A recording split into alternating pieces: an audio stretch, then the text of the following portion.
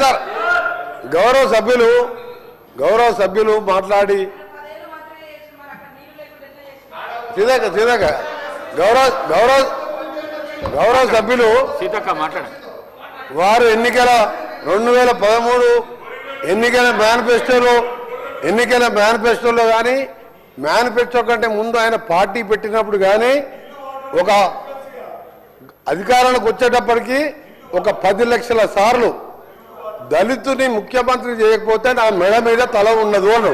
నువ్వు ఇంప్లిమెంట్ చేసినావా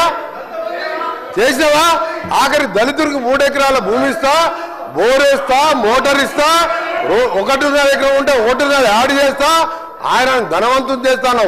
చేసినావా? చేయలే. మూడవది, ఒక దళితుడు ప్రతిపక్ష నాయకుడు ఉంటే సంతలో పశువుల్లాగా ఎమ్మెల్యేలు కొనుక్కొని ప్రతిపక్ష హోదా లేకుండా చేసి దళిత వ్యతిరేకంగా నిరూపించుకున్నావు. ఇకపోతే తగ్గించా ఇంటికో ఉద్యోగం, డబుల్ బెడ్రూమ్, నీ బిడ్డలు తేడమనుకుంటారు. నీ చెప్పబట్టవా? 1,00,000 అబద్ధాలు ఆడి 2 సార్లు అధికారంలోకి వచ్చిన మీరు మేము చేసిన కార్యక్రమాలు 1,00,000 కోట్ల మంది ఇవాళ ఆర్టీసీలో ఉచితంగా మహిళలు ప్రయాణం చేస్తున్నారు. చూస్తలేవా? 50 లక్షల కుటుంబాలకు 200 యూనిట్ల వరకు ఉచితంగా ఈ రోజు కరెంట్ ఇస్తున్న మాట వాస్తవం కాదు. ఒక ఇంటికి 600-700 అంటే సంవత్సరానికి 7,000 రూపాయలు ఇలా మిగులుస్తున్నాం. ఇంకా చేసే కార్యక్రమాలు ఉన్నాయి.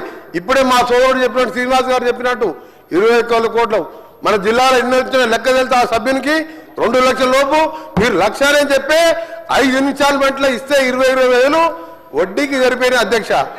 అంటే 15 నెలల్లో ఇన్ని చేసిన వాళ్ళం. మాకు ఇంకా 3-4 సంవత్సరాల సమయం ఉన్నది. ఇవన్నీ చేసి చూపిస్తాం. తొందరగా పడతావు.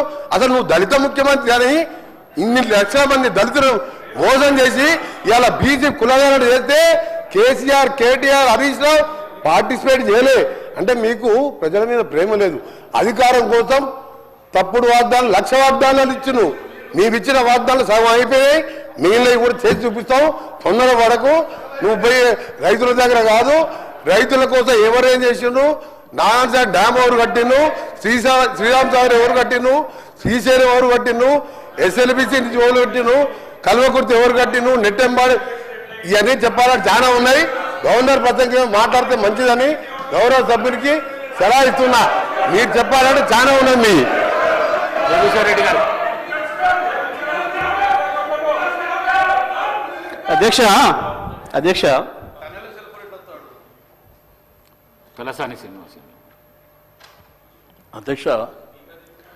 మీ ద్వారా లెజిస్లేటివ్ అఫైర్ మినిస్టర్ గారు, డిప్యూటీ సీఎం గారిని రిక్వెస్ట్ చేస్తున్నా అధ్యక్ష.